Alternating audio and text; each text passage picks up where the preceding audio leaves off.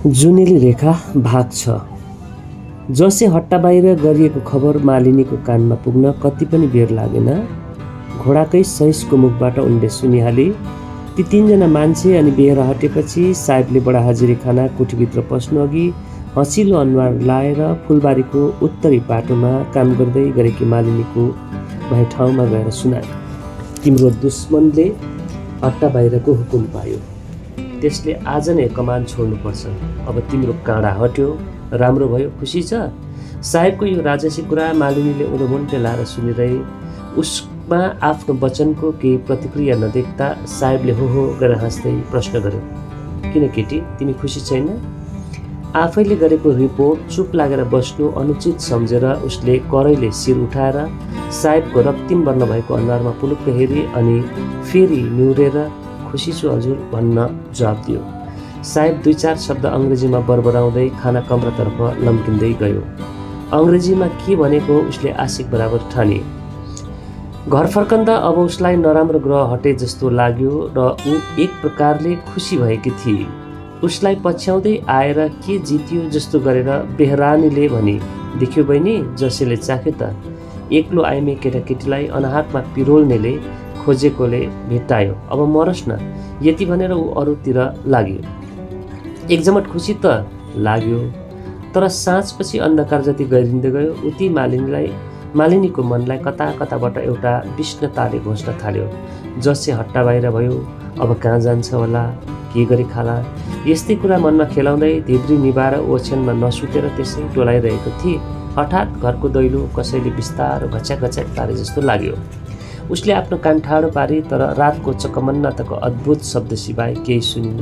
पर्खी, फेरि घरको दैलो घच्याक भयो। उसलाई डर लाग्यो अनि कराए, को ह? कुकुर हो कि मान्छे हो दैलो चलाउनु? बहिनी म पो, एकछिन दैलो खोला न। चोर होला, दैलो खोल्दिन, अब कराएर मान्छे बोलाउँछु। त्यसो नगर न बहिनी, चिन्यौ न, म जसै अभागीलाई एक वचन बिदा लिनु आएको, नडराउ न यसरी। मालिनी बोलिन अनि दैलो पनि खोलिन। बहिनी, मलाई साहेबले कालापानी भेज्यो, हट्टा बाहिर भए, नरिसाउ, लौ माफी देऊ, बाँचे भने भेट होला। यति भनेर जसैले जाबीमा हालेर ल्याएको इस्कुस र गट्टा दैलो मेरो घोप्टायो अनि चाल मारेर आफ्नो झोपडीतर्फ लाग्यो। मालिनीले त्यसपछि केही चालचुल सुनिन।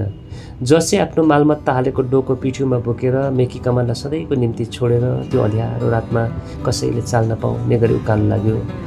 त्यो राति एउटा नचिताएको घटना भयो। मध्यरातमा बडा कोठीको धुरीमा एउटा ढुङ्गा बज्यो अनि गुडुङुडुङ गरेर छानाबाट कोठीको पछिल्तिर खस्यो।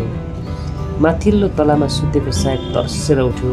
कोठीको बरन्डामा उम्दै गरेको रातिको चौकीदार अनि साहेबको बुलडग र भोटे कुकुर पनि तर्सेर उठे। दुवै कुकुर बडो जोरसँग भुक्दै कोठीको वरिपरि दौडन थाले। चौकीदार मधुरो लालटेनलाई चहकिलो पारेर हातमा भाला लिएर कोठी कम्पाउन्डदेखि निकै माथि गएर चारैतिर निरीक्षण गर्न थाल्यो। तर उसले कुनै मानिस देखेन, न त कुनै प्राणी वा जीवजन्तु हिँडेको सुन्यो। माथिल्लो तलामा साहेबले आफ्नो छेउमा राखेको लामो टर्चलाई झिलिक्क पारेर सुत्ने कोठाको भित्तामा झुन्ड्याएको 2 नाले बन्दुकतिर फोकस गर्यो। त्यसपछि टर्च निभाएर पलङमा बसेर धेरै बेर पर्ख्यो। छानामा फेरि केही खसेको वा बजेको शब्द सुनिएन, तैपनि उसको मनमा एउटा आशंका उत्पन्न भयो। जवान कुल्ली जसैलाई दिउँसो हट्टा बाहिरको हुकुम दिएर अन्याय गरेको सम्झँदा उसलाई झस्को पस्यो। कहीँ त्यसरी ढुङ्गा हालेको होइन? त्यसले र उसको समर्थकहरूले अरू कुल्लीहरू उठाएर ल्याएर मलाई मार न्यु खोजेको त होइन?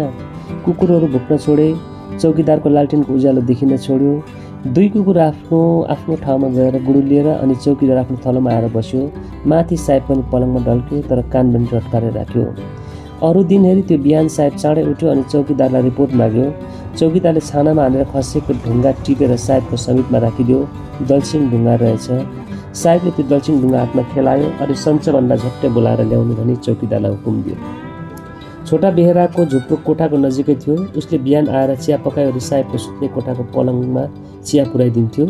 कोठीमा आधा रातमा ढुङ्गा हानेको र कुकुरहरू जोरसित भुकेको आवाज उसको कानमा परेको थियो। राति उठ्न गाह्रो लागे तापनि के भयो होला भनेर त्यो सधैँ हेरी चाँडै कोठीमा आयो। त्यसलाई देख्ने बित्तिकै साहेबले आदेश दियो, अहिले तिमी जो मान्छे हट्टा बाहिर भयो उसको घर बासामा जानु अनि हेर्नु त्यो घरमा छ कि छैन। दोस्रो काम, त्यसको घरमा कुन कुन मान्छेहरू छ जल्दी आएर मलाई भन्नु। एका बिहानै बडाकोठीको चौकीदारको स्वर आफ्नो घरमा सुन्दा सन्चमानको हंसले ठाउँ छोड्यो। किन के पर्यो र साहेबले डाक्न पठायो भनेर सोद्धा चौकीदारले आँगनमा उभि उभि राति भएको काण्ड सुनायो अनि हिँड्नलाई हतार लाग्यो। सन्चमान मुखै नधोई उसको पछि पछि लाग्यो। ऊ बाटोमा बोलेन तर आफैलाई मनभित्र धिक्कार्न लाग्यो।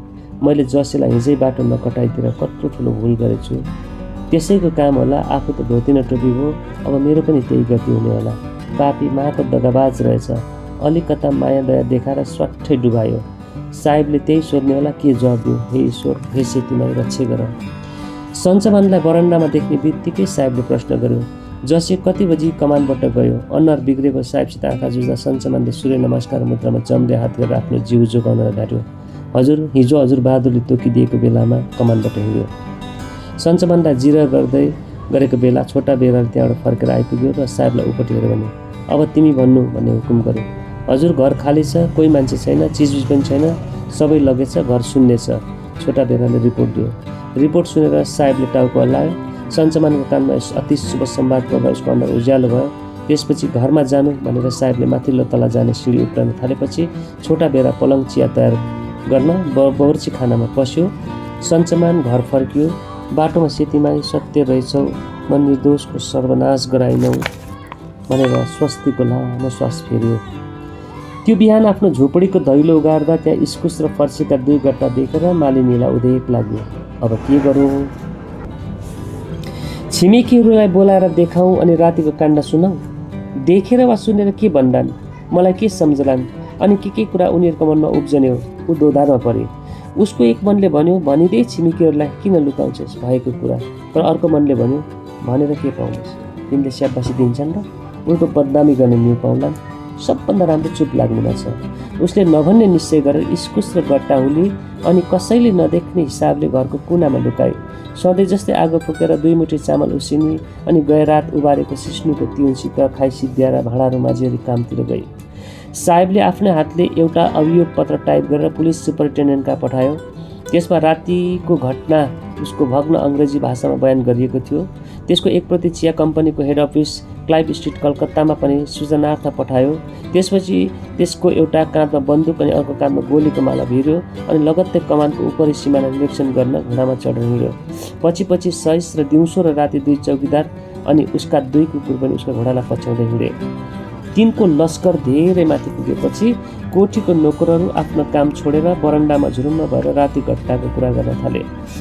तिनको आलोचना मालिनीले पनि सुनि अनि थाहा पाए कोठीको छानामा ढुङ्गा बजेको आधा रातको रहेछ। त्यो सुनेर उसको मनमा चिसो पस्यो। उसलाई लाग्यो, हो न हो जसेकै काम होला। साहेबले कथनकाल भेट्टायो भने नमारी छोड्दैन। उसको मनमा बारम्बार जसेको आकार देखा परिरह्यो। ऊ काम नगरेर टोलाइरहे अनि उसले आफैलाई दोषी ठहराए।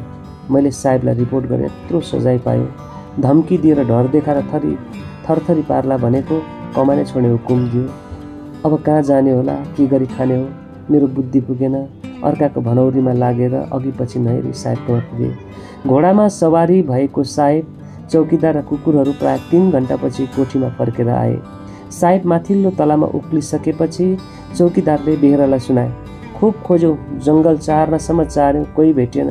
कहाँ पुगे पत्तो लागेन, को हो को? मालिनीले छेउमा आएर सुनि अनि ढुक्क भई। उसको शरीरमा बिजेको काँडा झिकिदिए जस्तो भयो।